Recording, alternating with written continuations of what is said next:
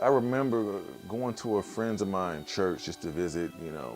He invited me, and going up these concrete stairs, there was like gaps missing, and I remember going in, and people were worshiping. They were doing what you do at church. They were praying. They were singing, and it was a rainy day, and it was like 5 different buckets of water coming in from the roof.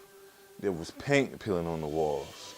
I mean, and what I was impressed was that I never heard like the pastor talk about a building fund or building maintenance. I guess the conversation that come up at some point, but the people there were oblivious to what was going on, you know. And I felt in this era and this city of the mega church, where it seems like these churches are as big as football stadiums.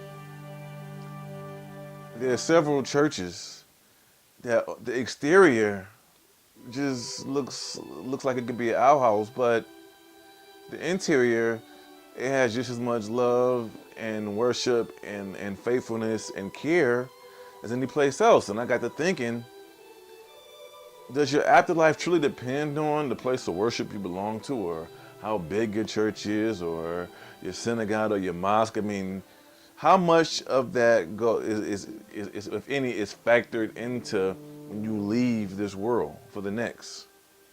And so that's where Detroit City of God, that's what spawned it.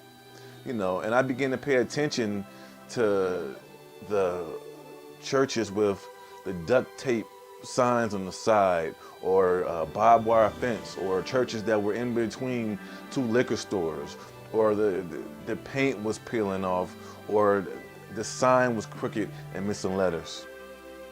Because again, the people that go to these church, they have a relationship with God. They worship, they pray, they ask for forgiveness, to say thanks.